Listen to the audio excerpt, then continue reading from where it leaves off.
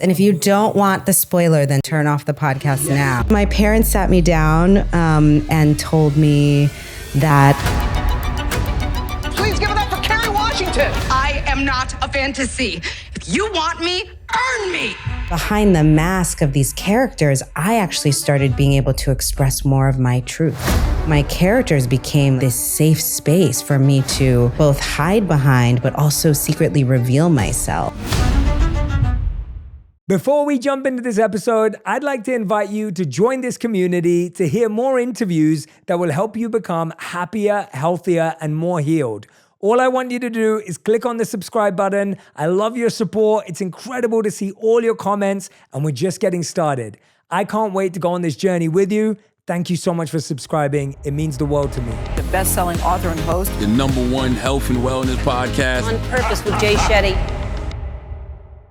What would you say is a childhood memory that stands out to you in that it defines a lot of who you are today? Oh, wow. What a great question. I feel like there are a lot of them in here, but one, I have a lot of pride about being the first girl in my neighborhood to play All Sharks Under, which is that game we played at the pool in my neighborhood, because I don't know, I think I come from a line of really brave women. You know, when I think about my grandmother being an immigrant and coming to this country from Jamaica and, you know, being a young woman looking at that Statue of Liberty and what it must have meant for her to take on that adventure. And I think about my mom and, you know, the career that she built and, you know, the education that she pursued and the risks that she took, even, you know, in terms of what I talk about in the book and how I came to be in the world. And so I think, you know, being a little girl who was like willing to be one of the sharks, you know, willing to play with the guys, willing to jump into the deep end and challenge myself and be one of the big kids and not be limited by my gender or my age or by the fear of what the game was or the depths of the water. I think that says a lot about kind of how I've lived my life, that willingness to swim in the deep end, you know? Wow. Yeah. What do you think gave the women who came before you that courage, that strength? Because I feel like a lot of the conversation around that has, of course, developed more recently, sadly. But you see these women who just always had this strength and resilience and power despite it not being given to them or opportunities not being shown to them. Yeah. What do you think brought them through all of that? It's funny because I think in a lot of ways, like for women of color and Black women in particular, we haven't had the, you know, dare I say, privilege of being like damsels in distress. That no one was saving us, no one was rescuing us as Black women, particularly, you know, with the diaspora and the history of slavery. We've always been working women. We've always been resilient and strong out of necessity. And I think there's something about that that lives deep in my genetics, deep in my family history. I think we talk a lot about generational trauma, and there's definitely some of that in my story, and some of it I talk about, but there's also generational courage and strength. And I think it's important for me to embrace both, to see both as being part of who I am. Yeah, and it's almost like in a general sense, one can't live without the other. That's right. And they kind of give birth to each other a little bit too, right? Like the trauma causes strength and it's you become a survivor and then you apply that wisdom. And I know that's true for me that there's things, I know that I am who I am because of the things that I've had to walk through. You know, I am as much who I am because of all the extra hugs and love and encouragement I got and because of the adversity. You know, it's all part of it. Yeah, it's so beautiful to hear it like that too, to look at it as non-binary. Yeah. I do. It's funny, when I was coming here to talk to you, I was like, oh, this is so different for me because I'm used to doing interviews to talk about like a television show or a movie. And I know what that narrative is and I know what I'm selling, right? But this is like, I'm not really selling anything. I'm really sharing. And I don't have like an agenda for like a piece of content. I'm really just like offering myself. And So it's different. It's a very different process and experience for me because I'm not translating my experience into a character's journey. Like I'm the I'm the character. So I bring that up to say I've been thinking a lot about the fact that there's a lot of complexity and it's not binary. There's a lot of gray area. There's no clear villain and there are no clear heroes, and it's real life, And so I think in talking about the book, I'm going to have to get really comfortable talking about those kind of complexities because it's just not simple. Nobody's life is simple. Yeah. Well, I think you do a really wonderful job in the book to elegantly and, gently share it with everyone, the complexities of it. And what I did is I have a few lines from the book that really stood out to me. Oh. And I'd love to discuss those with you. Yes, of course. Because I'm like, let me get comfortable here. I'm going to take my shoes off. Yeah. Please, take your shoes off. Be as comfortable as you like. You want to cross your legs, whatever you want to do. Oh boy, we're going to read the book. Okay.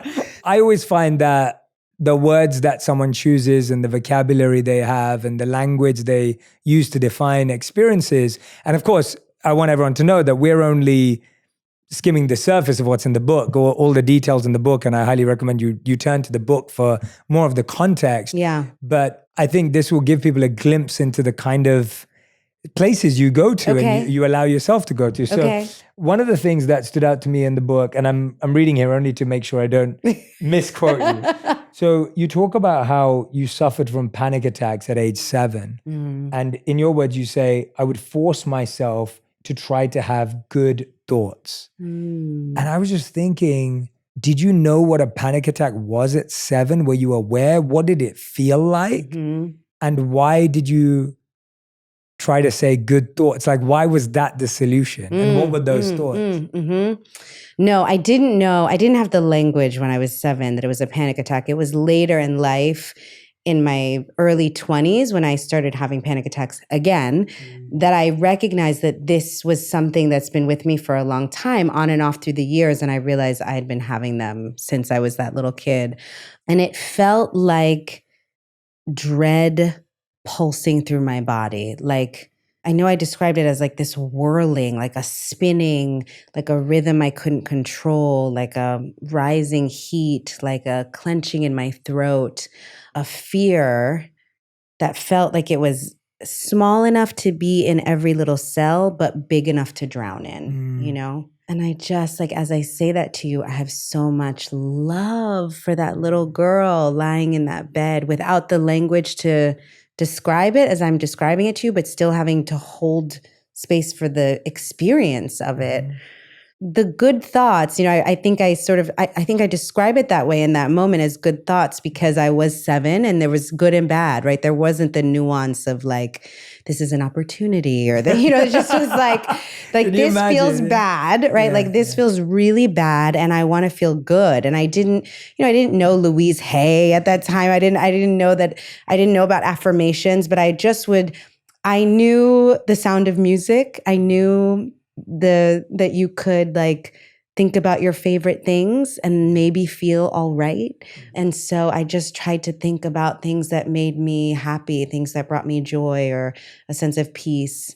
And I would try to kind of shut out the panic and make the volume of the good things louder in my head. And at 7, where were those negative or bad thoughts coming from? Like, where was that panic coming from? What was the source of it? Yeah, I think a lot of it was, I talk about hearing my parents arguing in the other room, but in general, there was this sense of, it's a big word, and I'm going to say it and then contextualize it. I think I felt unsafe.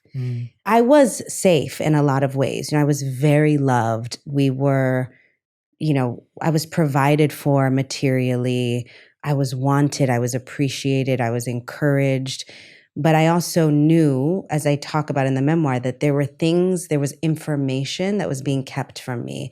I didn't know it consciously, but unconsciously I felt like I wasn't being given the full truth. And that created in me this like a sense of distrust and of longing for wholeness. Like something felt incomplete and unwhole. It's probably not the right way to say it. But so I think the panic was me trying to navigate the fear of like, what don't I know? I don't even know what I don't know. I just know I don't have everything I need to feel safe. I'm really glad you gave that context, because I think that today when we hear the word unsafe, we think it means physically. Right. And we think it means materially. Yeah. But it's so interesting that those things can be taken care of and you still feel an internal unease. Yeah. Yes. A dis-ease.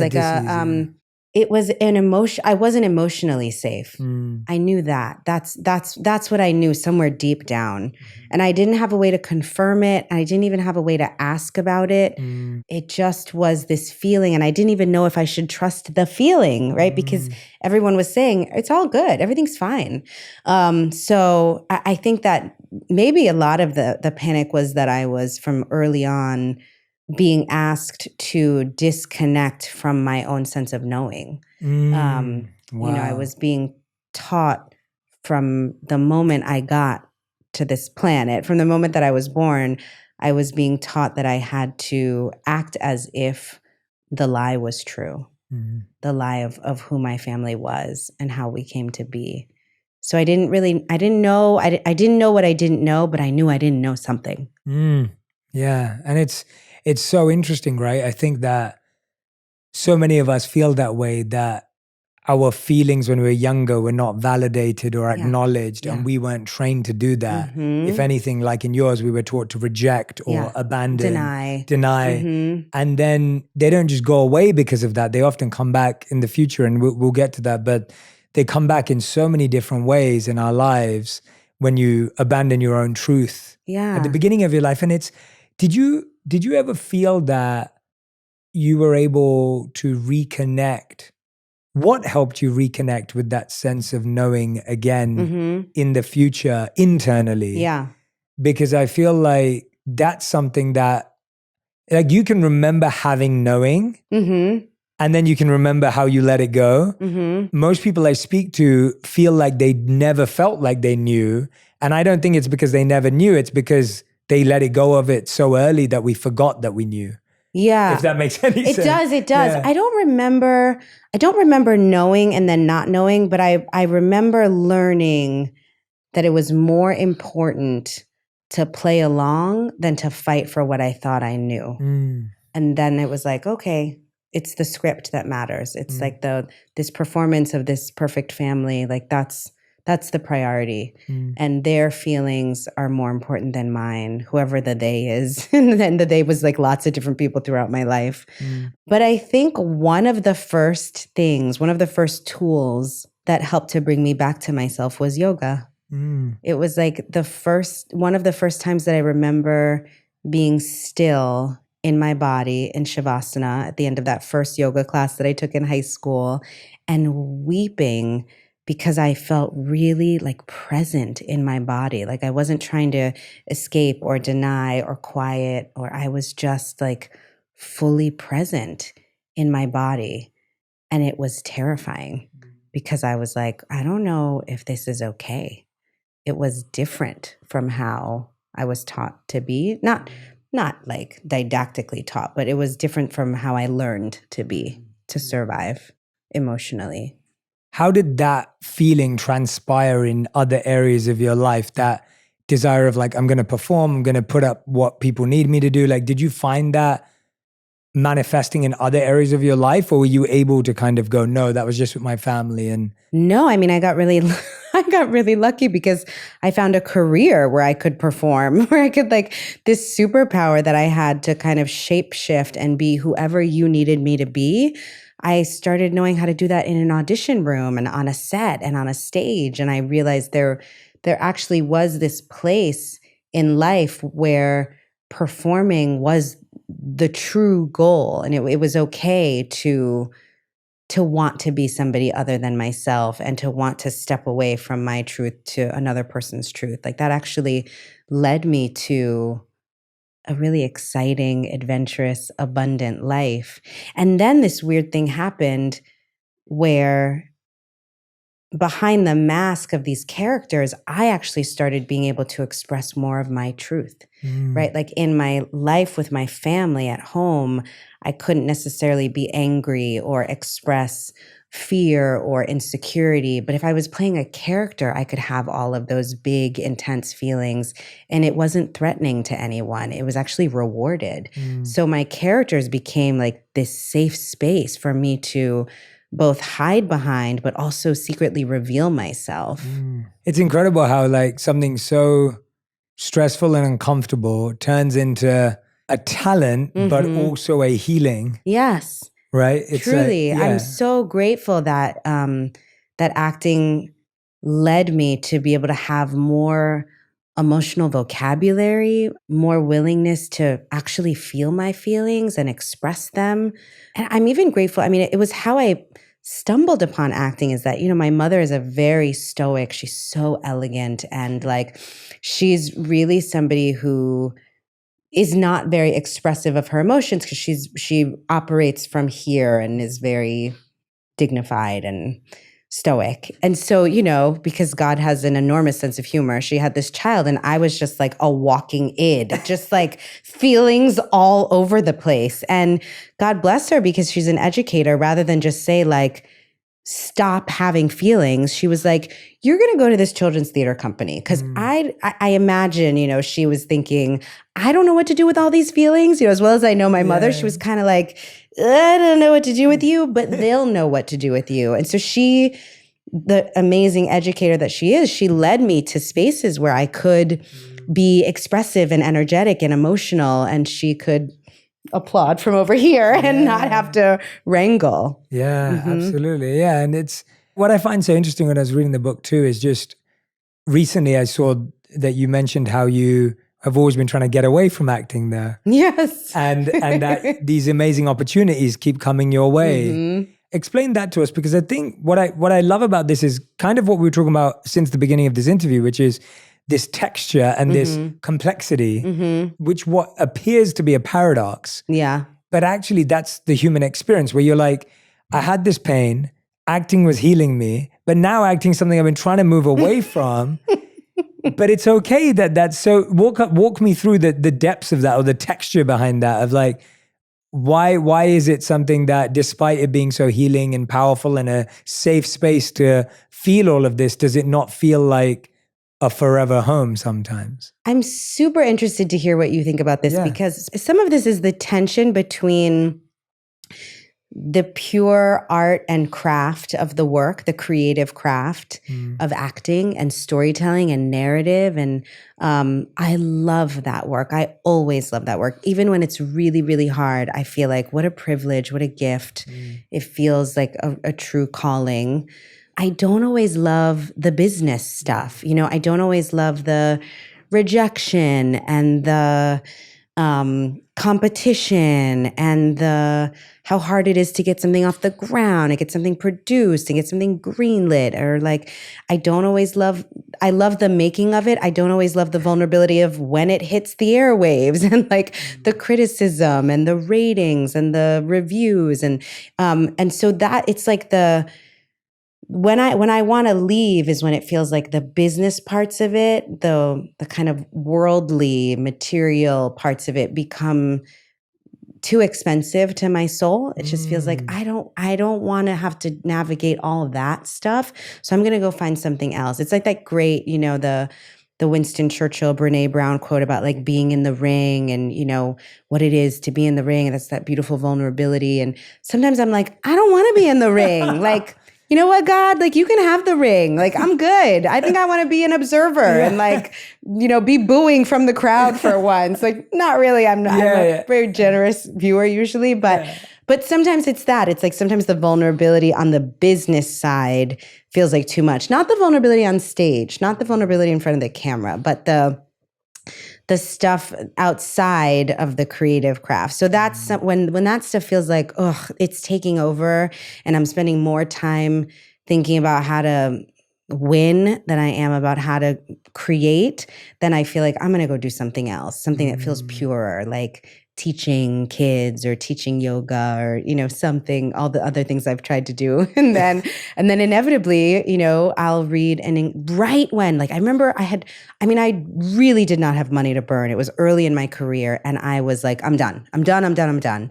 And I signed up for a yoga teacher training. I got certified to teach yoga when I was living in India, but I didn't have a certification in the States. And so I signed up for this very fancy Jivamukti yoga in New York. I know Sharon Gannon. Yeah. And so I was going to do their teacher training. I had just made my last payment.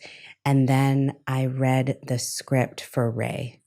And I was like, holy, like, I have to do this movie. So that's what happens always is I get to the edge of like, and then something beautiful calls me in, something that feels like it's worth the work of the material stuff, the BS, or just like the adulting, like all that, you know, all that stuff. It's worth that to be able to go back to that play and that creativity and that stuff where I feel like my soul gets to be of service in a narrative. I think you're speaking the language of every true artist and creator who feels that in a way that they may not even have tried to push as far as you have. Like you're someone who's achieved the peak of your creative endeavors, right? You've made incredible box office films, like TV, like you've won in that sense in your art. Yeah, sort of. And I mean in the external material, like in the sense of like you're someone who's. But you see what I mean? Like when I say sort of, it's because like there are awards I haven't won. Yes. There are awards I haven't been nominated for. There are like certain people who've made more money at the box office. They hold different records. It's like.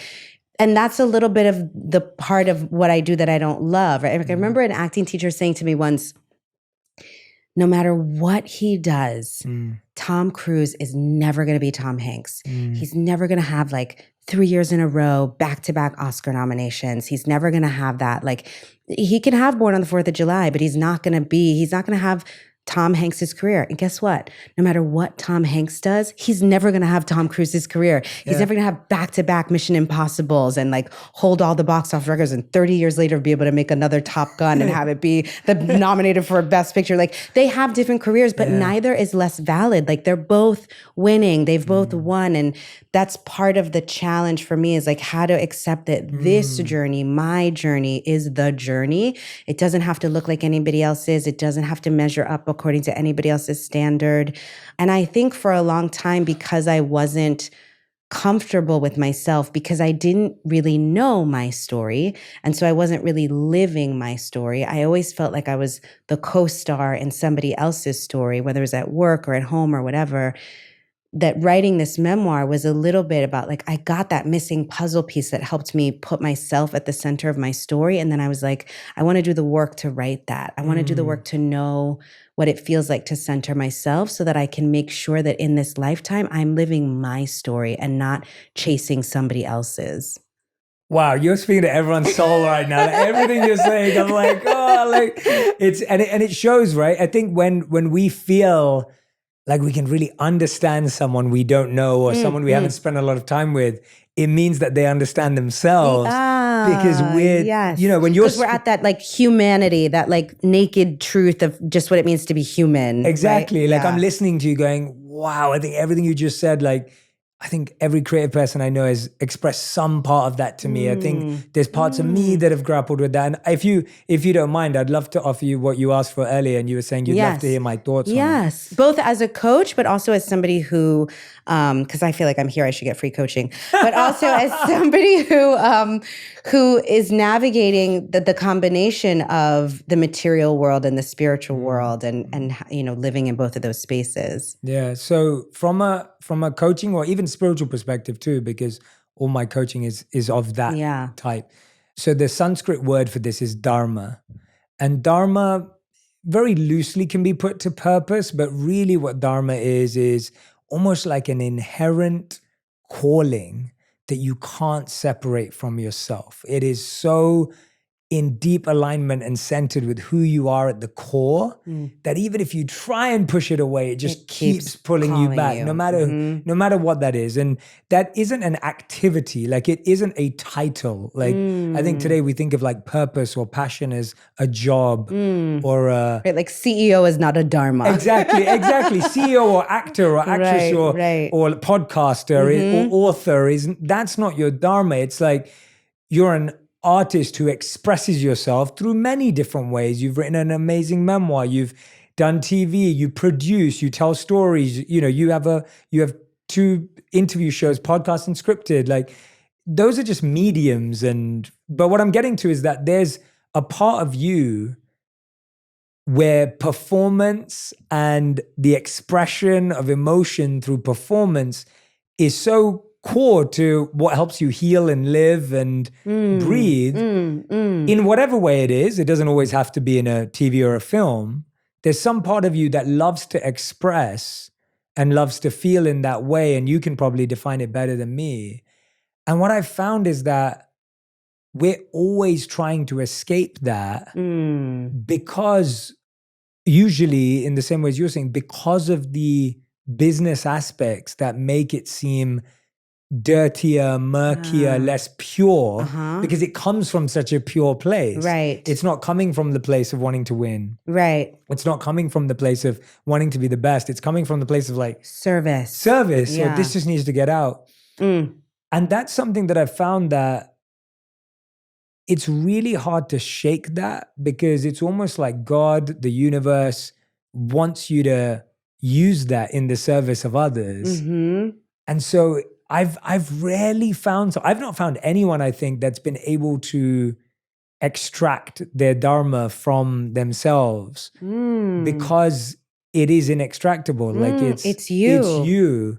And it's your spiritual identity. Yeah, it sounds like it's almost like what would be considered your spiritual offering in the material world. It's what connects you to that spiritual world in the material world, because without it, and again, by the way, this is not I'm just calling it out. This is specific to Kerry, and this is different for everyone. If you did give that up and you went off and tried all the other things, which you've obviously tried, so you already know this, I don't even need to tell you. You can try it, and it's not that isn't fulfilling. It's just that there's this thing that just keeps pulling you back. It's like the boyfriend you can't quit. It's just the spiritual boyfriend you can't quit. That's my Dharma. I love it. Yeah, I think for me, it might be some sort of, there's something about the expression of emotional truth. It feels like my Dharma is connected to holding space for emotional vulnerability or emotional truth. And I think in some ways that's why I grew up in a family where truth was kept from me, because it's like I developed like a heat-seeking missile for like, I'm going to find the truth. I'm going to know what it looks like. If I can't express it here, I have to express it here. It was like it was kept from me so that I would learn to cultivate it and honor it and hold space for it. And I think about even when I'm working as a director, often my note to an actor in a scene is like, I don't believe you yet, right? Like I want to believe you more. And I think there's something about like, I survived a childhood where I learned what truth doesn't look like. And so I'm really aware of what it does look like now. And it's so important to me. Yeah, that's so powerful. And it's almost like that's the acceptance that, you know, even I've had to make. Like, I think for me, it was on a very deep level, the business or the systematic approach to art, which you have to take if you want your work to scale, or you want your work, like you're saying, the to discipline of it, or the business of it, as you're saying, the parts that we don't enjoy, is actually what, at least from a very Eastern spiritual perspective, would be like, that's the stuff that purifies you of the ego that comes from art. Yes, of course. Of course. It's funny because then when you say it, it's like, yes, this is what you learn in the ashram, right? Like this is what you learn in a yoga practice, that like you don't get to have the transcendent moment at the end of practice sitting in meditation until you do the 20 sun salutations. Like they get you there. They open you up. They get you closer. It is the discipline that makes room for the goodness. If we just like woke up out of bed and were immediately transcendent without any discipline, I would probably be a pretty horrible person to be around. I'd be like, I'm amazing. Everything comes so easily for me. Yeah. Or the opposite, where we end up in complete like dullness and ruin, where we're like, it doesn't work and I can't do anything. And it's either or. And I find that when you have to reflect on the competitive aspect and purify that desire to be competitive, it gets you closer to your truth. Yeah. When you have to sit in it and go, I don't care if I'm not Tom Cruise, I'm happy being Tom Hanks. I don't care if I'm not Tom Hanks, I'm happy being Tom Cruise. That is the purification of getting you closer to your truth. Whereas if you never had to do that activity, you almost could live in ignorance. And ignorance is bliss. Well, if that makes sense. I'm not saying I agree with how it's all done or run. I'm saying that's how I think you're trying to operate as a warrior on a war field, as you know, like you're relishing the battle of it because you notice that the battle is actually forcing you to go more inward. Right. Because if you lived it outwardly, it's just too much. Yeah. If that makes any sense. It does. It does. Yeah. Anyway, but so we got lost on that. Yeah. But no, I really appreciate where we're going with this conversation, because I do think that I think all of us are caught within that battle for the truth in our own lives and our own truth in different ways. Yeah. This was interesting to me because I'm also picking out things that I think a lot of our community and audience can like. So there was one thing that said, being busy is one of the ways I create a sense of safety and control during times when I feel there is none. And when I read that, I was like, wow, like I the amount of people that I know. To every workaholic out there. Literally. And it's hard to even become aware of that, because there's joy in that. And there's, that's right. How have you allowed yourself to become less busy? Have you allowed yourself to become less busy? Or what has that awareness led to? Yeah, I do. I feel like it was, the period that I wrote this book, you know, what happened was about 5 years ago, my parents gave me some new information. I want to talk about that. Yeah, about me and our family and how I came to be. And that new information kind of turned my world upside down. And it came at a really interesting time in my life because I was just ending 7 seasons on this like crazy successful hit show, playing an iconic character. And I was in many ways asking, like, who am I now? But I did have this fantasy that when that show ended, I would suddenly have a lot of free time, because that show, I was filming 16 hours a day, you know, I don't know, 9, 10 months out of the year.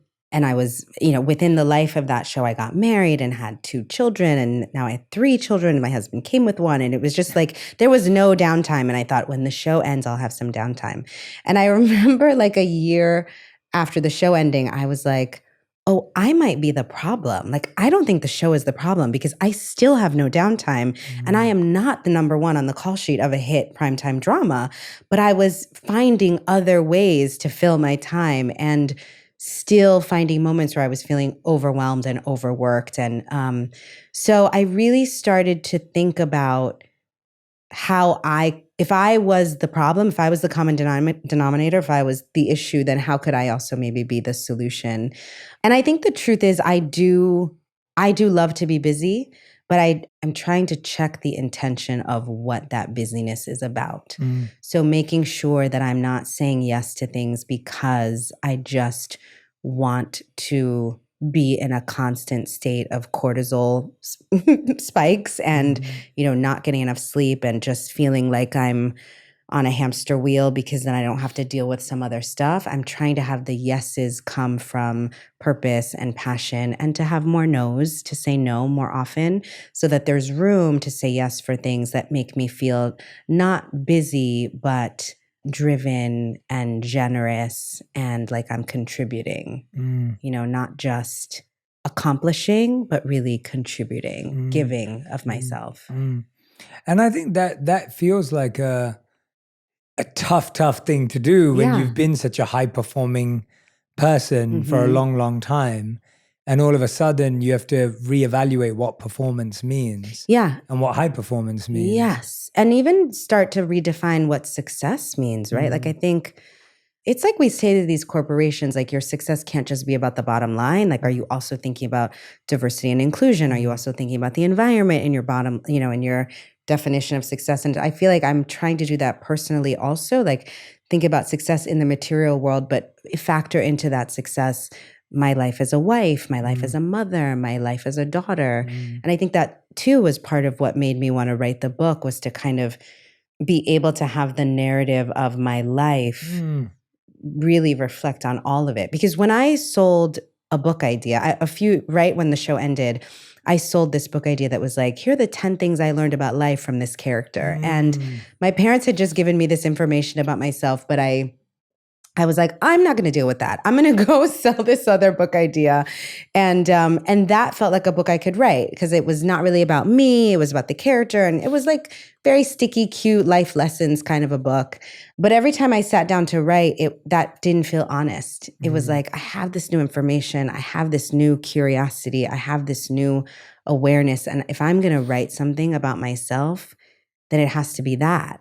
And I was like, well, I'm not writing that. So I tried to give the money back to the publisher and was like, I'm definitely not writing that. But eventually I did. Eventually I was like, what if I just try to write that? If I try to write what the story is, not just in terms of the movies and the TV shows and even not just the activism and the leadership, but really like what it might mean to feel like a successful human, like somebody who's living in truth, Do you want to share, and I know the book goes into this in depth, do you want to share, because you've referred to it a few times, like the news that you received at 43? Yeah. And obviously you talk about it at length in a book, but I'd love to give that to people so that they have a context. Yes, and if you don't want the spoiler, then turn off the podcast now. Yes, this is the moment. It is a reveal, so if you don't want it, And I recommend that too, like, don't. If you don't want to know that.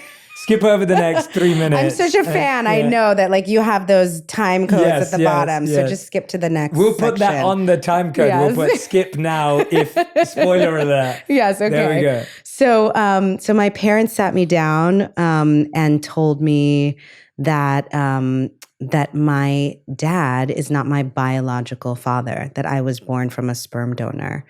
And this was shocking to me. And also not, right? Like it was that thing of like, I was shocked because it was not the story I had been told and not the story we had been living, but also it made so much sense to me because there had been this sense of like, I felt like I didn't know myself, and I felt a disconnect with my parents, and I felt a disconnect with myself, and I never knew what to ascribe that to. I never knew why. And suddenly it was like the pieces all fell into place. It was actually like, there had been this beautiful puzzle on the wall of our home that had this one wrong piece in it, but it was close enough that everybody just pretended that the painting was perfect. Everybody was like, it's gorgeous, it's beautiful. If you got close enough, you could see that there was a missing puzzle piece. But since we all ignored it, we all kind of forgot about it. And when my parents told me, it was like somebody finally took that wrong puzzle piece that had been like jammed into place and pulled it out. And we got to all be honest about like that piece was wrong. And we don't even know what the missing piece is because I don't know who the donor is. But at least now the painting is honest. And I can maybe try to find that missing puzzle piece. But even just to know that the painting now is honest felt like a gift. And why did they wait till 43? Like why? I think I was younger than 43 even. I was like, was it? Yeah, like 41 maybe. I mean, my dad, if he had his druthers, would have never told me, which is in many ways like infuriating, but also so beautiful because to my dad, I am his and he is mine. And there's no point in acknowledging any other truth. I mean, even to today, he acknowledges it. He's had to come to terms with it, but it doesn't matter. And in a really beautiful way, like I am his and he is mine. He is my dad. He will always be my dad. But if he had his choice, you and I would not be having this conversation. This book would not be written. Like we would just be living in this other reality which is, I'm his. And that we belong to each other, which is true. It's just there's more complexity, right? There's more nuance. It's not a binary. It happens to be that like, yes, we belong to each other. And there is this other figure that is 50% of my genetics. They waited to tell me. My mom said that she was going to write a note for me and leave it in a safe deposit box so that eventually when they were gone, I would have this truth. I'm so glad that that's not what happened. I also wonder like when she was going to do that, because at the point that we were having this conversation, she had cancer 3 times and was like knocking on 80. So I was like, exactly when was this note going to happen, right? So I think it was hard. I think they didn't intend to be duplicitous or they weren't trying to lie to me. I think it happened at a time, I mean, my parents were way ahead of the curve. There were no, when I was conceived in 77, 76, there were no sperm banks.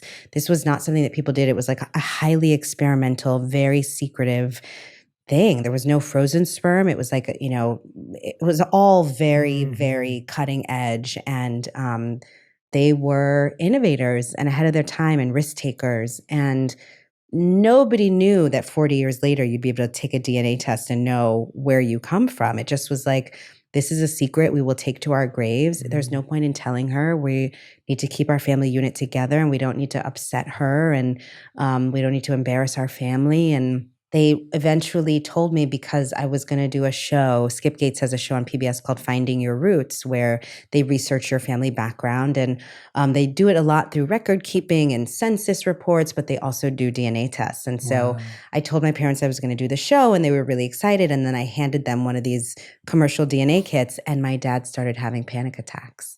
And I was like, what's happening? And so eventually they had to tell me why they didn't want to do the show and what the truth of our family history That's what it was. took. Yeah. How have you trained yourself to be able to, I love what you said earlier. You were like, he wouldn't have told me if it wasn't, for this, but you would have found it infuriating, but also the most sweet and beautiful thing. And it's like, how have you allowed yourself to accept two things existing at the same time? Because there's a beautiful statement by F. Scott Fitzgerald where he says that the paraphrase version is that, one of the greatest skills or talents of the human mind is the ability to hold two seemingly opposite ideas and allow them to coexist. Yeah. And that's I feel like that's the art that's missing in the world today. Yeah. The ability to accept that something can be painful and beautiful, that something can be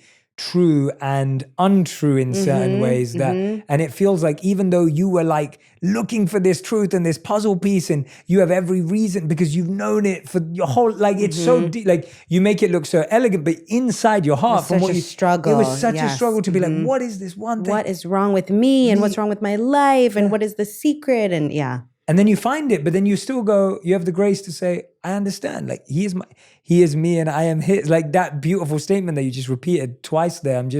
What has allowed you, how have you developed that ability to let two truths coexist? I don't know where it comes from. It comes throughout the book. I see it throughout the book. That's so interesting. I don't know where it was born. I mean, I do know, I think maybe one of the first places that I started to think about it consciously, again, weirdly, was in my yoga practice, right? Because you learn in yoga practice that you must have this combination of being steady and strong, but also flexible and yielding. That's the very practice of yoga only works if you can tap into the surrender of each pose combined with the commitment and strength for each pose. So that's one of the places where I think I started to learn what that feels like in my body and think about it. But, as I'm sitting here, even just my commitment to say, and to help my dad say, it's okay for me to have two energies in my life that represent father, right? Like that this donor, this stranger, I have no idea who this person is. There's a whole team of people on the search, but I don't know who this donor is. But that person, because of the amount of genetic material that they've poured into me, and therefore all kind of coding, that person represents some of the father energy in my story and in my life. But my dad is my dad, right? Like he represents the father energy in my life. He is the man who raised me, and he has loved me like a father, and he is also father. So, even just like there's no way for me to live my life without embracing those truths. It just is the fact of my life. Maybe there's something about also like giving myself to these characters, and like any one time having to be like 100% that character and also 100% me. That dance between like losing myself and coming back to myself and having space to be Kerry, but also Olivia or whoever, that might be part of it too. I don't know, but I know that at times I've seen this as a weakness, that I'm not more decisive or more have more critical thinking skills. But I do think it is just a part of me that I hold on to multiple truths. Yeah, I would say that my humble observation just from our conversation and reading your work is that your quest for the truth has actually ended in finding truths. Oh yes, right, right. Because that's right. Like I feel like I'm finally able to tell my truth, but there's also this awareness as I sit across from my parents that like this is not the book they would have written, and their book is no less true. It's just that's their truth, and this is mine. That's interesting. Yeah, and it's like that core of just being. I don't know. There's something beautiful in seeing you find your truths and being like, oh, there's actually so many more, and there's so many versions, and that almost is more comforting and kind of reassuring that the version you have is not untrue. As you were saying earlier at the beginning, you were like, I was taught to like abandon my truth. That's right. Because again, someone had said, this is the truth. That's right. Because the other truths were too threatening. Correct. It's funny, I talk in the book about how when my parents told me, I had spent my whole life saying I love you to my dad. And it was true. I loved my dad before this revelation. But when I got this information, in that moment, I understood that this was an opportunity for a different kind of love between us, because he had only heard me say I love you on the condition of a lie up until that point. Up until that point, every time I said I love you, it was passing through this veil of pretending. And so there was a part of his unconscious that was made to believe because she thinks I am her biological father, she loves me. And once I had this truth, I knew I now have the opportunity to show my father what it feels like to actually be loved unconditionally. From this point on, every time I say I love you, it's despite this truth that you thought was too horrible to bear. That just hit me. That it felt like such an opportunity for healing, for us to be in the messy truth and still say I love you is so much better than to be in the pretending and to be loved. Because when you're pretending and you're loved, then you're loved for your pretense. You're not loved for your humanity. And you can just imagine what that felt like to him. Wow, that everyone's just got to replay that part again and again and again, because that's the part you want. No spoilers in that part. Just listen, because that is such a beautiful point, Kerry. Like that is so powerful. It's what we all deserve, right? It's like it's what we all crave, I think, is to be able to like be our true selves and for that version of us to be loved. Not the version where we put on the fancy clothes or it's like me at my most naked, most honest, most vulnerable. If I'm still loved then that's real love. Yeah. If I have to work or to deserve the love, then it's not based on me, Yeah, because you said in the book, before we got onto that, I was going to read these parts where you talked about when I started talking about my family in therapy for the first time in college, my concerns and complaints were exclusively about my dad. And you talk about how different we were, how often we disconnected. And you said, like many 18-year-olds, I thought I knew everything and my dad knew nothing, which is so true. Yes. And then you go on to say, even as a young child, I felt that I was never who my dad needed me to be. I knew he really wanted a son and that they weren't having any more children. I got the sense that I could soften the blow somehow by being a daughter who was prettier or smarter or braver or more successful, but even that didn't work. What do you think that wasn't working? What's that part like? I think what I was picking up and interpreting as me not being enough was really the disconnect between us caused by lack of truth. There was always like a moat, an emotional moat between who I was and who my parents were. Like I would watch my mother interact with girlfriends of mine, friends I would bring home from school, and people would tell my mother everything. People were so close to my parents. And I always felt like there was a little bit of arm's length. And so, as a kid, I thought that must be me. It must be that I'm not good enough or pretty enough or successful enough or thin enough or whatever it is, accomplished enough. And so I thought maybe if I'm better, if I do more, if I accomplish more, if I'm busier, then maybe I'll be able to cross the moat. But the moat had nothing to do with me. The moat was their own protection because, I realize now in hindsight, I would say like so many people are like best friends with their mothers. They talk to their mothers every day. My mother could never afford to be best friends with me because there was a secret that she was never going to reveal to me. You can't be intimate best friends with somebody who your fundamental truth of who they are, you're keeping that from them. So I was interpreting this emotional distance as being my fault, as being me not being good enough. But really it had to do with them trying to manage the relationship so that they could protect me from something that they thought I wouldn't be able to handle or just that would kind of destroy my sense of self or our sense of family. So it was this loving act on their part of trying to keep me okay and keep our family okay. But it did cause this break and this schism between us.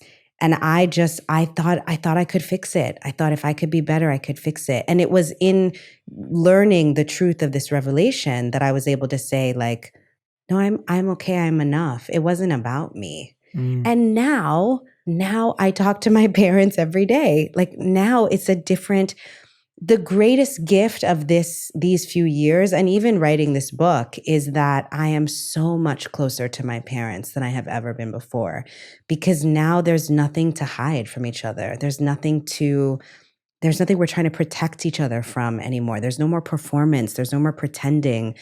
And so now the intimacy is so real. Yeah, and it's almost like you want that for everyone, but you know how hard it is to get work. there. And it's like, it was, we went into family therapy for a while. Yeah, that's incredible. Yeah, all four of us, my parents and my husband and I, we like unpacked a lot of this together. And to be on the other side of that, it's extraordinary. I talk in the book about how during the pandemic, my mom was diagnosed with cancer again. And this time around, how I was able to be present for her and with her because there was no longer an arm's length. There was no longer this moat between us. It was the greatest gift to really be able to feel like I now, in this moment when we're faced with mortality, like I really know her and she really knows me. And I know myself now to bring myself to this relationship fully. It was the greatest gift. And it almost feels now that if you are to continue playing roles and performances that you know who you are already, so you couldn't lose yourself in a role or... Yeah, I think I'm excited. I've taken on different characters since getting this information and it feels like I'm able to go deeper. It feels like I'm able to bring more of myself and my truth. I'm more connected to myself and it's allowed me to really have a deeper level of emotional truth. That's what I think about when I watch certain performances, in the last 5 years. I think I'm able to bring more courage, more personal knowing, more vulnerability, because I'm not operating out of fear anymore. I'm not looking to these characters to fix me or to teach me about myself. I'm actually able to devote myself to them fully. And I've thought a lot about, it's so funny because when you're interviewing, you'll see eventually when you're interviewing for all these schools with your kids, they'll ask you like how the kid was born or like the circumstances of their birth, like to enter into like a preschool. And you're like, what are you talking about? And like, why is that any of your business? They're here to learn their ABCs, right? Yeah. But there's so much imprinting that happens to us in utero. And I do think it's so powerful for us to go back and uncover the story of who we are and how we came to be. It's why, street you grew up on, it's like that, like, what is your once upon a time? And I thought about it a lot in thinking about my story, because I think I've thought like how afraid my mother must have been. Here this woman was like carrying a baby that she had no idea. She had no idea where the sperm came from. Back then, there was no fancy catalog to tell you like what college they went to or what, like nothing. Yeah. The two things they said to her doctor were like, we'd love him to be healthy and we'd love him to be Black. Because if he was Black, then they wouldn't have to tell people. It could remain a secret. But she must have been terrified. And she knew also, like, as she was carrying me, she began carrying a secret that she was going to carry for 4 decades. And so I was like, my twin was shame. Like I was in utero with shame. We were growing together, like in this pact of secrecy. And she literally never told a soul. My parents, she has 4 sisters. She just told them this spring. She never told her best friend. She never told anyone. They are literally telling people now because they're like, listen, this book is coming out and I want you to hear this thing from me. So that fear and shame that was growing inside her, that was the soup that I was stewing in, that I was cooking in. And I think we get born with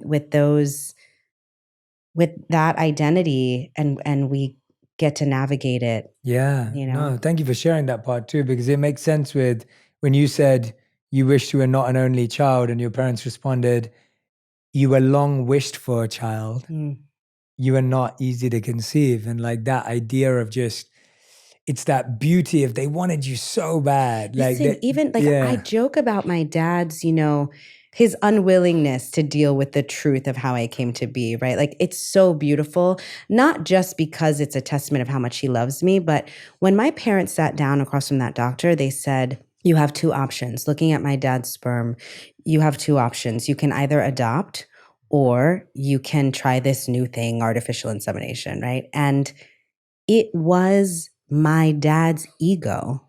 It was their desire to keep a secret that made them choose artificial insemination over adoption. So if my parents hadn't had that ego, if my dad hadn't been navigating his pride, I literally wouldn't be here. There'd be some lucky kid who would have been adopted by them and raised by this beautiful couple and all the stuff they were navigating. But it was actually their pride and secrecy that put me on this earth.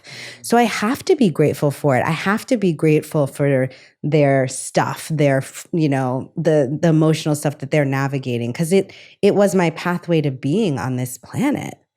Well, I find that I said this to you when we met the other day when we did The Street You Grew Up On, which I really felt was such a gift. And if anyone who's listening or watching, I'm sure you watch already, but if you haven't, go and subscribe to Kerry's YouTube show, because I found it to be such a gift to go back there. You've written a memoir now, so you've really gone back. Yeah, I've never written one, but I find the act of going back there, like you reminded me of so many things that I completely forgot. Yeah, it was so fun to watch you have these revelations about where you come from. So many things that your memory is such a fascinating thing in and of itself.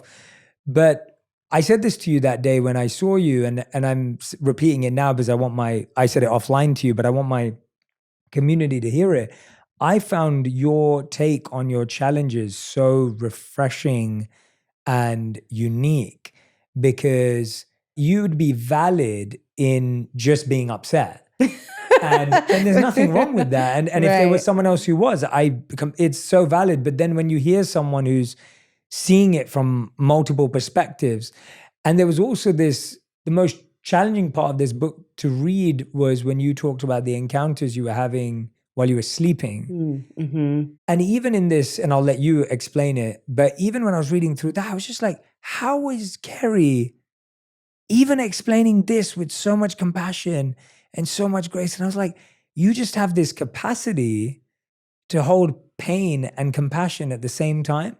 And I think that is so rare. And I just want to acknowledge it and honor it. That's not a weakness at all. I think it's really powerful, like, to be able to do that. And when I was reading that, you were blowing my mind. I was just like, how is a human? I really find that, you read about people who've gone through some of the most horrific things in the world and they live that way. And then, I was in awe reading that, honestly. Like, yeah, I think as I'm listening to, I think the danger for me has always been in not having the anger part. right. It's funny. It's like the compassion comes more easily, weirdly. I don't know if it's the people pleasing or the being an only child or whatever it is, maybe it's being an artist, but the compassion part comes first.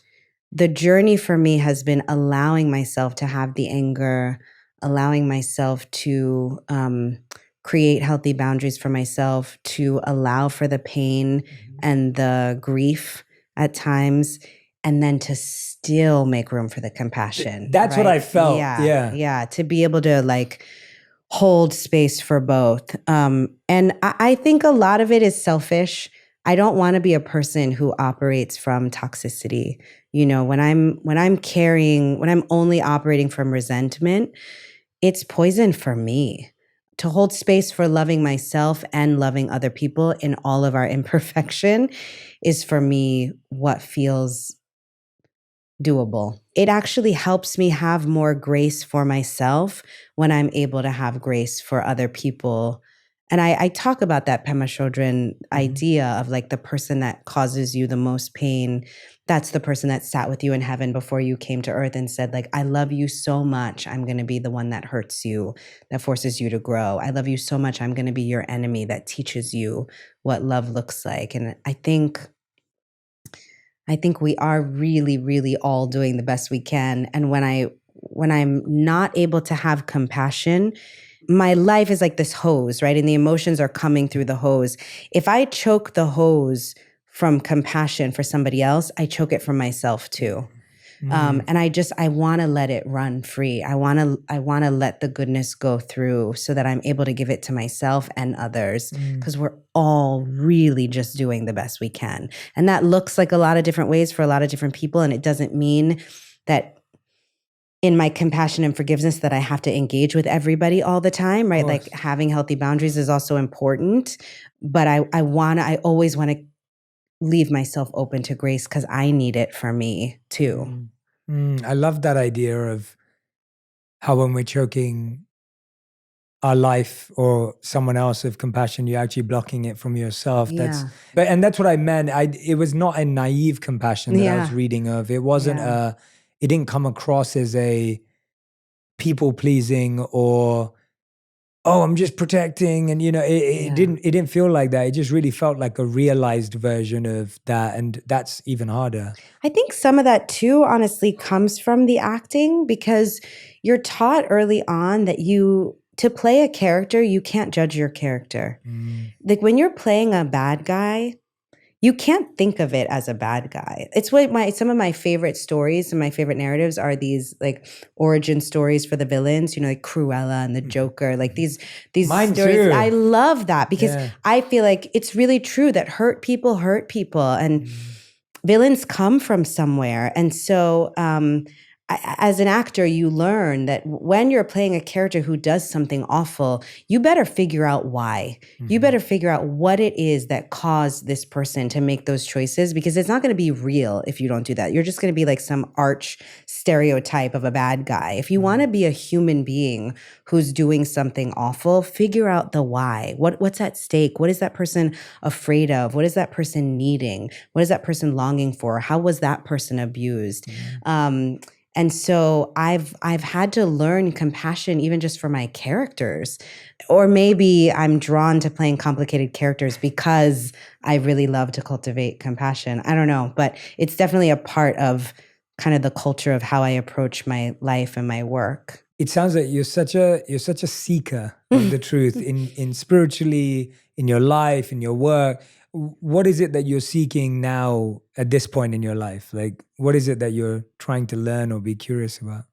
I think this next little chapter, which is like beginning right now, I'm learning to be in my truth publicly and to see what that feels like and what impact it has on me and my family, because it's so new for me. I've been so private as a person in the public eye. I've really not talked a lot about myself.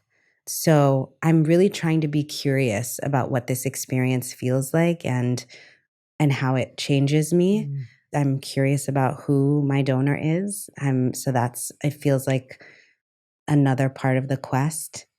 But I'm also aware that lack of information also feels like information. Like the fact that the universe hasn't given me this answer of like, this is who he is, it feels like an invitation to move into deeper relationship with the family I come from, my family of origin, right? Like that I have this new kind of truth with my parents, a different kind of truth with my kids, like telling my kids about, my parents and how I came to be, all of that. But also into a deeper relationship with like a spirit father, like father time, like the archetype of father, like a heavenly father, like to lean into my connection to a higher power as bringing me those fatherly things, that sense of belonging and safety and being cared for. That I'm interested in this opportunity to cultivate that in my spirit world, because I don't have it in the material world. I have it, but I don't have it fully. I have these, I have my dad who's incredible and wonderful, and I have this mystery donor. So I have father energy, but there's a deeper security that I can seek, I think, in my spiritual practice. Wow, so beautiful. What was your intention in your career to be? Was it intentional to be private? And what are you hoping that the public aspect that you said you were seeking to figure out how it's, what was the intention behind going in that direction? It's funny because it feels accidental. I mean, really, I've always, I decided at a certain point in my career, I had been in a very public relationship. It was very public engagement. And when that ended, I was like, I don't think I want to give this much information to the press ever again. And my husband and I were of the same feeling. When we met, we were very private the whole time we were dating. When we got married, people were like, what? Like, we didn't even know they knew each other, like and this was at the height of both of our careers.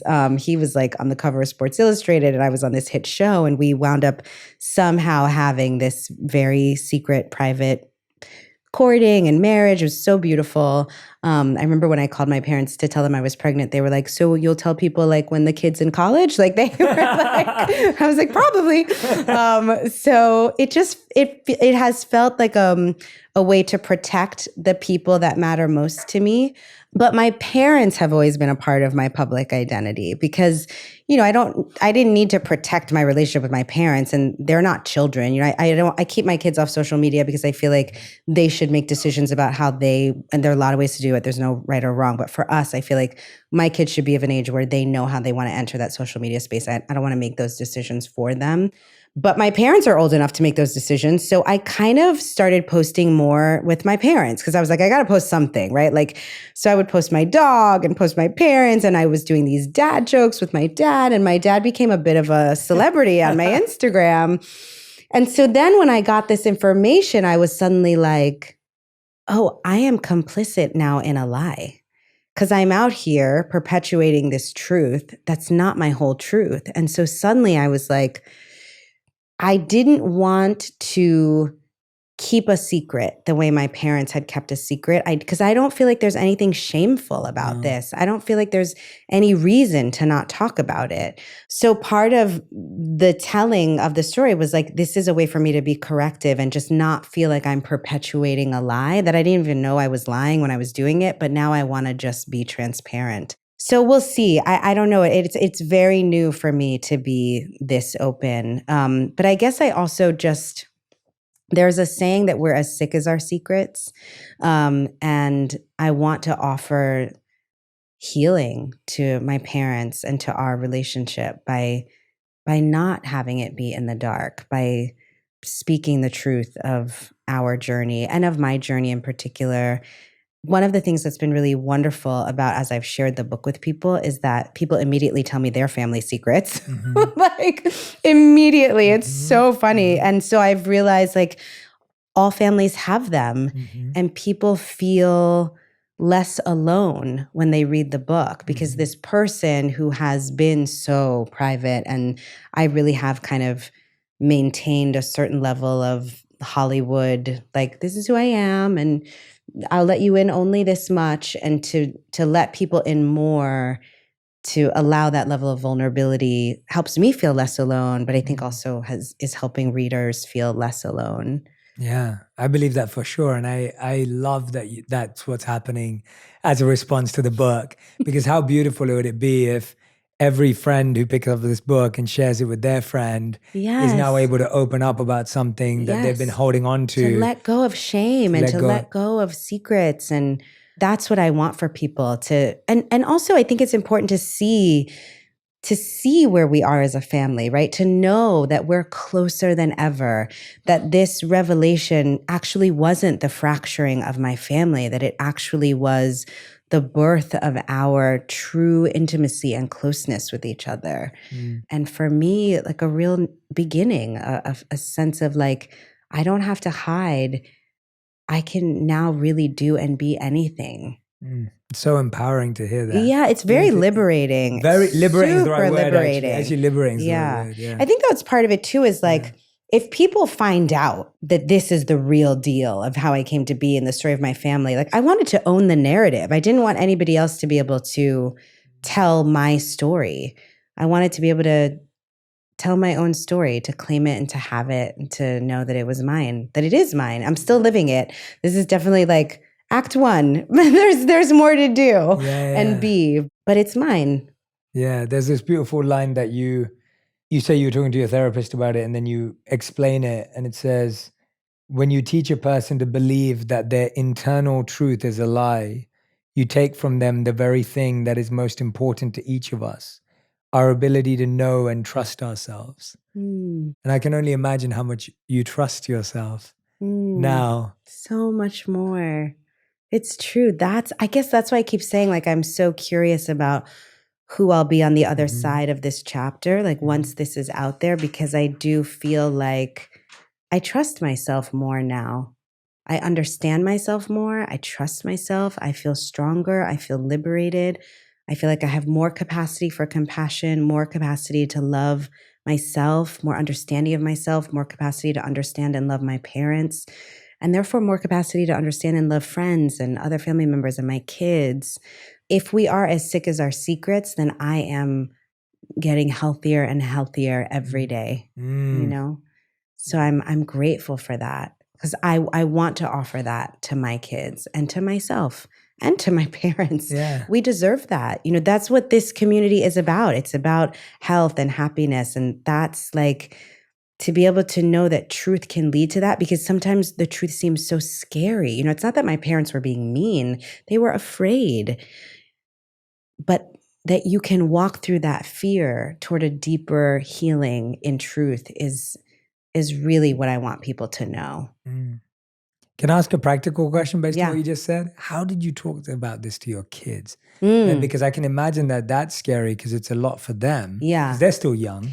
But you know what? It's a lot less scary for them because my kids have grown up in a world where half of their friends are born from surrogate moms or donor eggs or donor sperm, or like they have friends with 2 dads, friends with 2 moms. Like they're not up against some of the like constricting conservative ideas of who families are and how they come to be that my parents were battling 40 plus years ago. So it's a different conversation with my kids. It's kind of much more normal. I'm just like ahead of the curve.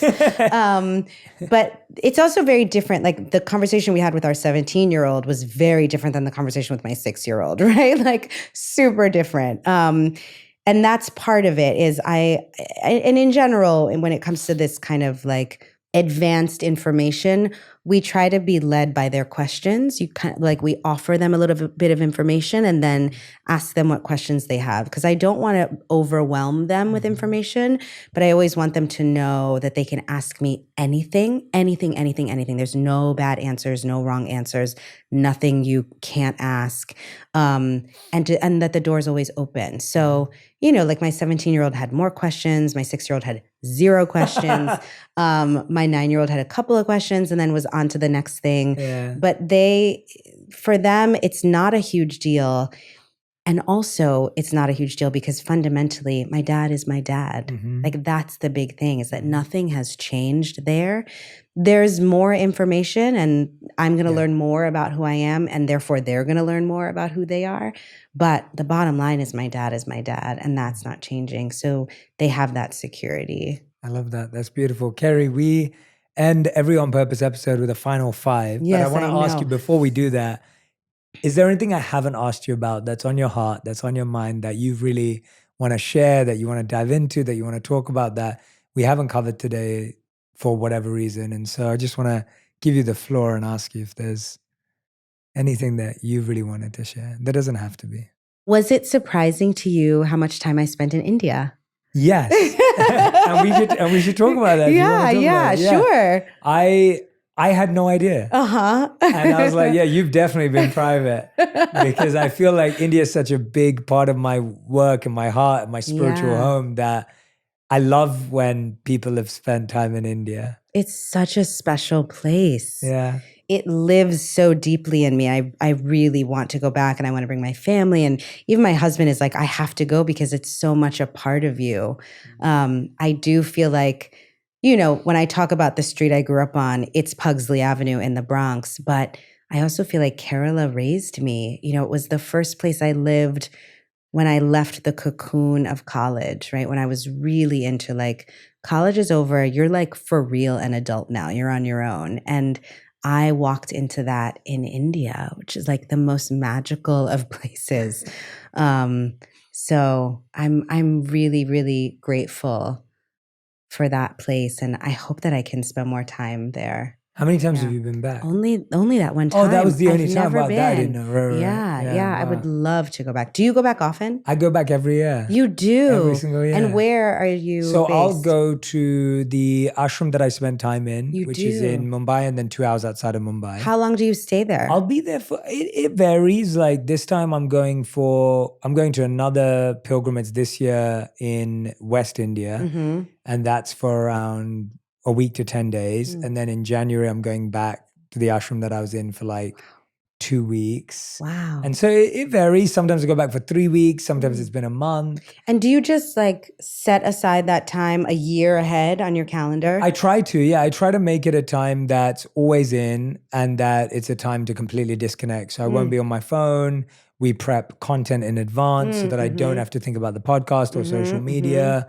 I just want to be fully disconnected. Does your wife go, or she comes with me. Yeah, she comes with me. Yeah, and it's really fun. We love doing it together. Oh, that's so It's a really beautiful way of just both of us getting a reset. And if anything, she makes us do it even more than I do now, where she's like, she loves it. And it's we sometimes take our family, we take our parents. Really? Yeah, it's really beautiful for them as well. We just feel like doing more spiritual things together as a family is just so deeply bonding in a different way. And it's so important for our connection. And so we find that taking her parents and mine is a big part of it. So, yeah. Is it hard for you to transition in and out of? Like when you get there, do you miss the secular life? And when you're leaving, are you like, okay, I'm done? Or are you like, oh, I wish I could stay longer? I think one of the greatest skills that monk training gave to me was the ability to just be where I am and be okay with it and then move when it's done. And so I find that as long as I know why I am where I am,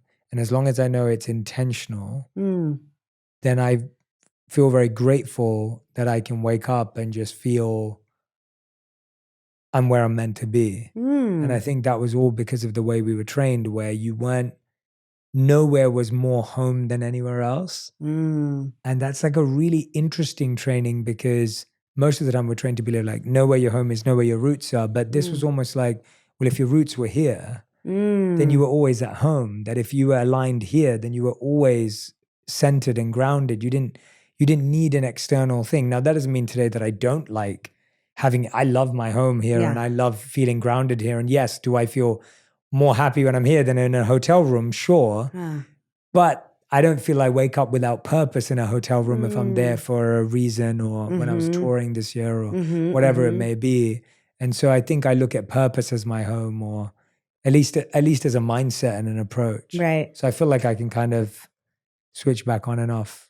I've never done a book tour before. Do you have any advice for me? Well, I'm excited watching your book tour. I was trying to join you. My schedule is nuts, and it looks amazing. You've got so many amazing guests joining you. Like I can't wait to hear the conversations that come out of it and the things that other people share. Yes. I'm hoping you should ask every person to share a family secret, because that'd be amazing. You can't imagine the healing, but. My only advice, which, I mean, you've been on set for months and you don't need my advice, but for whatever it's worth, there were two things. The first, and one's external, one's internal. Oh, good. So the external is my health was my number one priority because it's so easy to fall sick when you're traveling that much. And practically, what did that mean? And practically that meant having a routine, even though it wasn't my routine here. Having a tour routine. Yes. So I slept at 2 a.m. because I'd get off stage at like 10:30.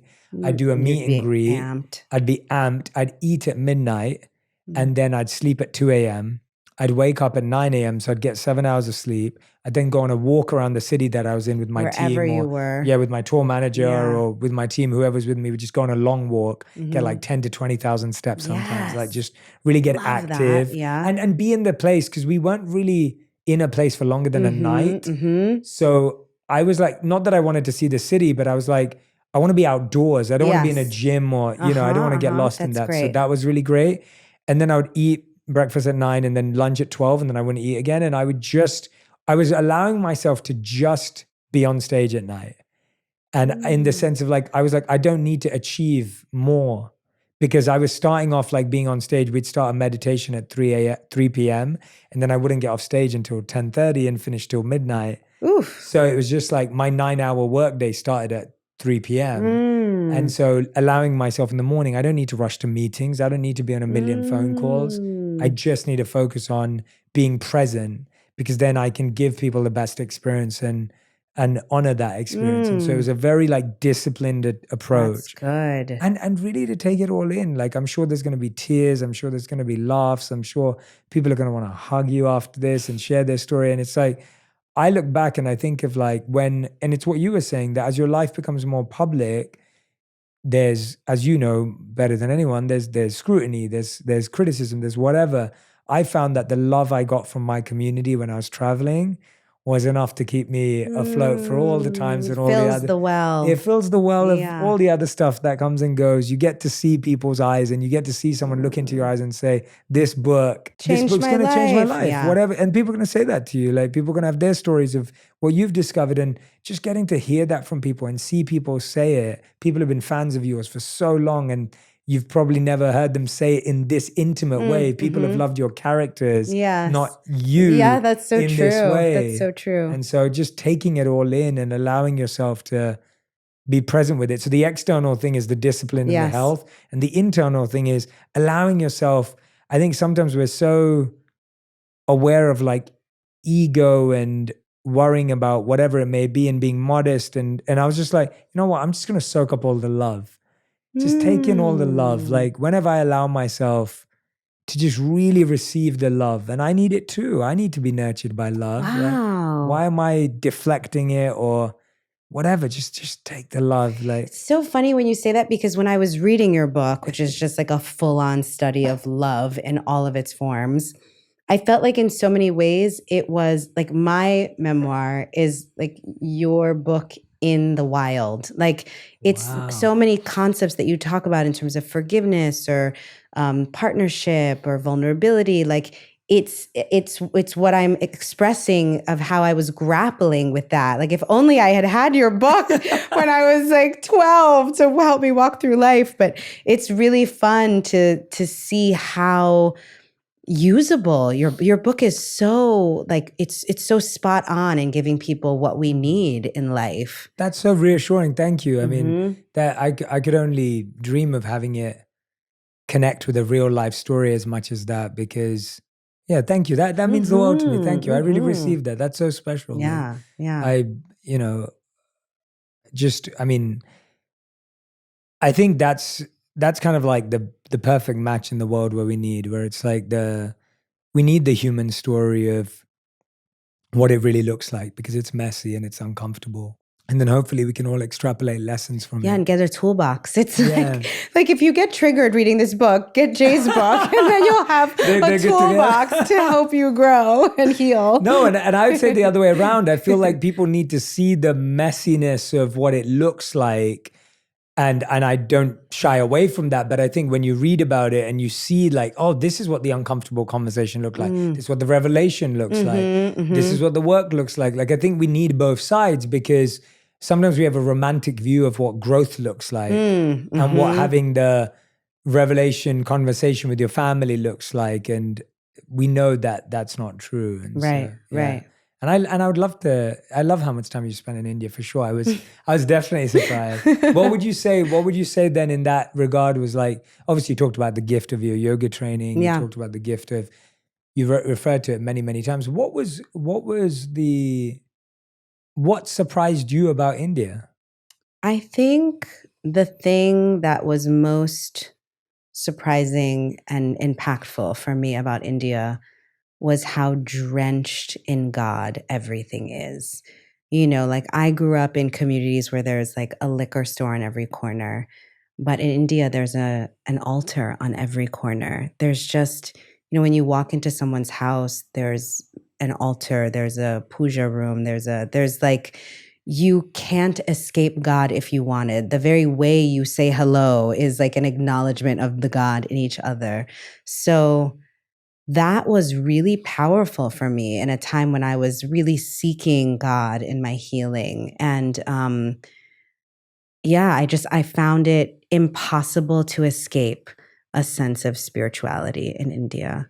And it's not an easy place, right? Like people are not, it's not like everywhere you turn, everybody's comfortable and things are easy. So it is this combination of like, life is hard, life is vibrant and chaotic, and like everything's so pungent, right? Like the scents and the colors and it's so filled with life, like real material life. And yet every single inch of that is also connected to God. And that I feel like is something that I try to live in my life, like to live life fully, like out loud and big and in truth, and to go after whatever it is that the Dharma is leading you toward, but to not have it just be for self or for material, this life, to have it be about God and with God and for God. And that it feels like that's so much of what I learned there.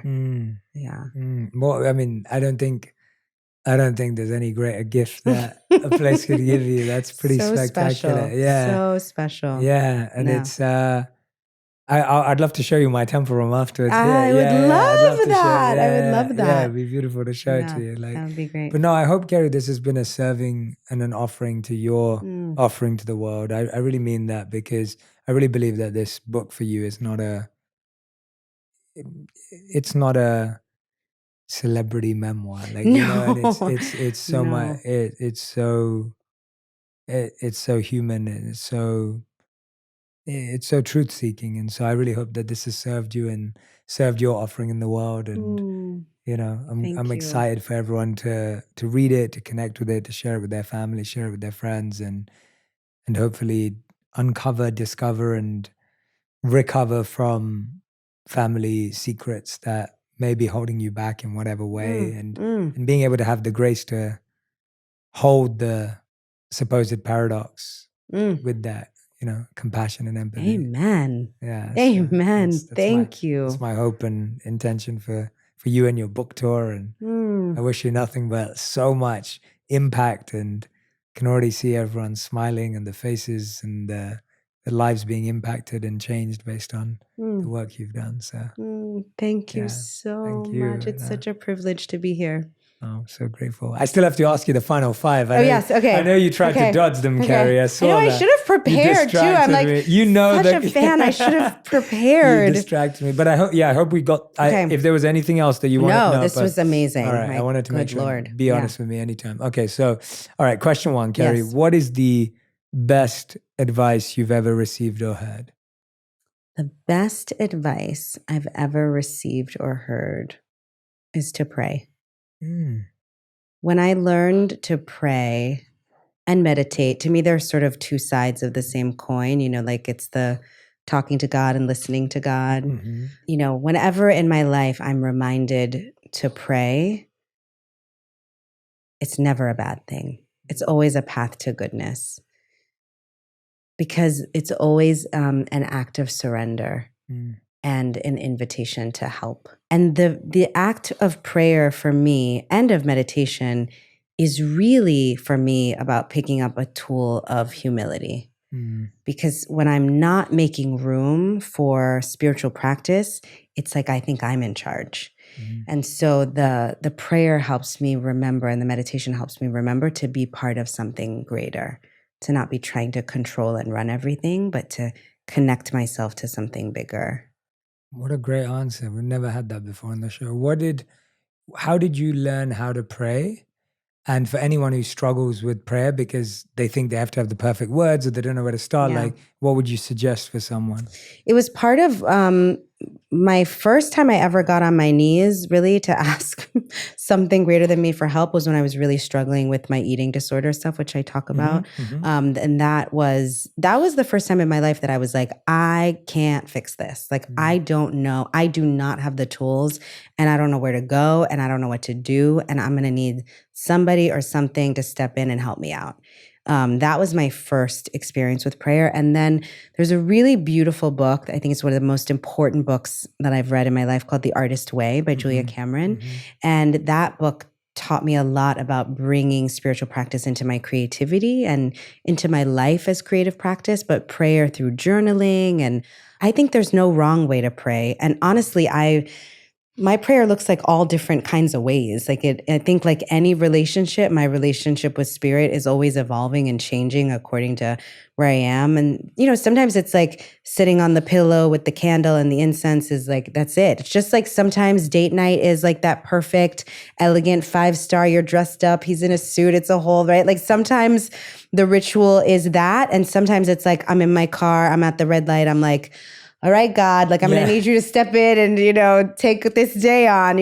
Sometimes it's just singing gospel music. Sometimes it's doing some sun salutations. Sometimes it's like just saying God, God, only God 107 times in a row. Like whatever it is, it can be so many different things. Yeah. Sometimes it's just swimming, but that just making room for seeking something greater than me.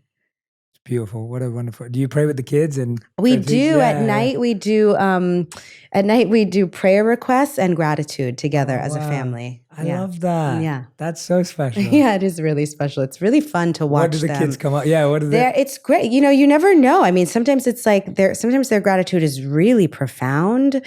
I'm grateful that a grandparent is feeling better, or I'm grateful for this family trip and time with cousins. And sometimes it's like, I'm really grateful for pickles. And you're like, what? Okay.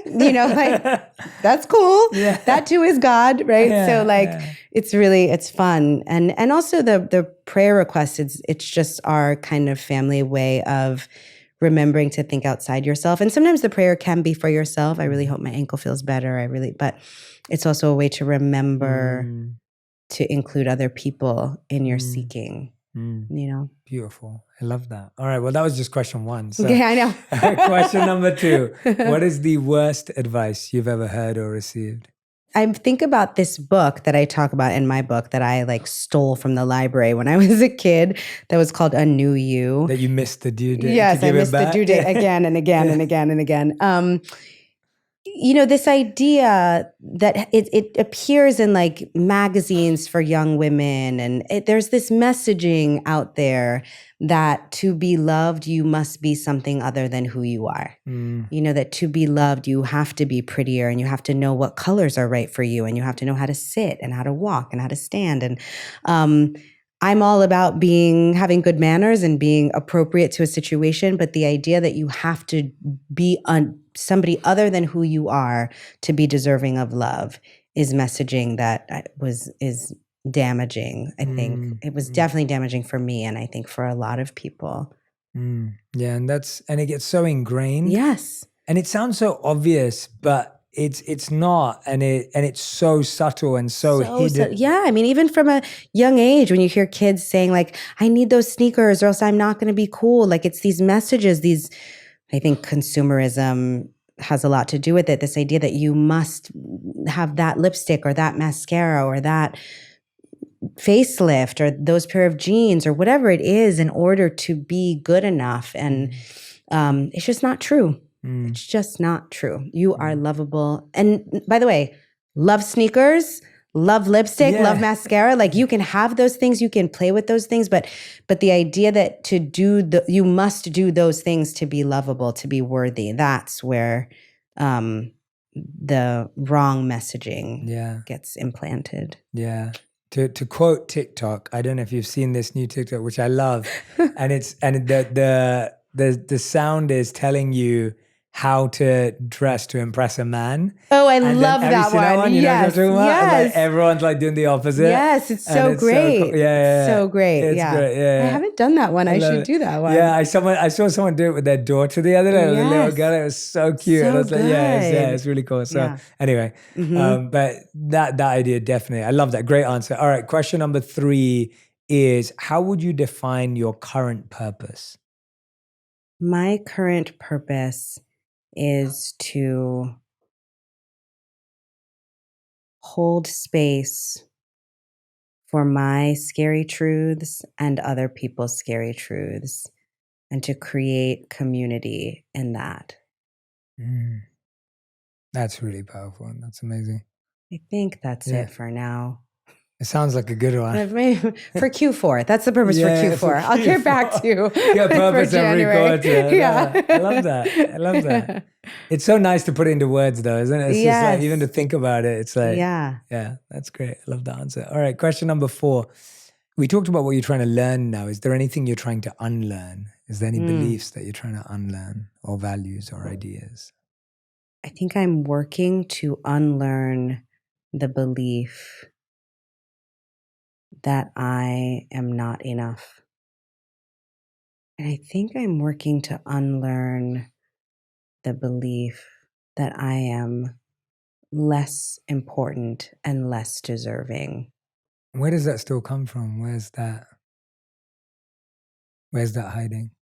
I think there is, when I think about the word sacrifice, and that sacrifice does come from sacred, right? And I think for some reason, as an only child, as a young person, I understood that there was something sacred about sacrificing my own need or desire or truth even to make space for someone else's journey. I've placed so much value on other people's sense of joy and goodness and safety that I've been willing to sacrifice my own sense of joy and goodness and safety. And I don't regret it. I think it's not wrong to care about how other people feel and want to do what's right for other people. I'm just learning to let myself be one of those people, right? To include myself. It's not like now I want to do whatever I want to do and to hell with whoever it hurts, but it's like I need to be as important as the other people I'm considering, that I deserve that. That's new for me. Yeah, one of the greatest lessons I think I've tried to learn is that, again, the world is trying to do either or. So some of us think the answer is just take care of yourself. Who cares about what anyone else thinks? And the opposite is, well, just sacrifice, just serve, just surrender and give yourself over to everyone. That's the greatest gift. And something that I've learned that has really helped me is that actually taking care of myself in order to serve others is the complete picture. That taking care of myself is not selfish if my intention and reasoning is so I can go out and do more, give more, be more for others. But I can't do more, give more, and be more for others if I'm giving everyone the leftovers of...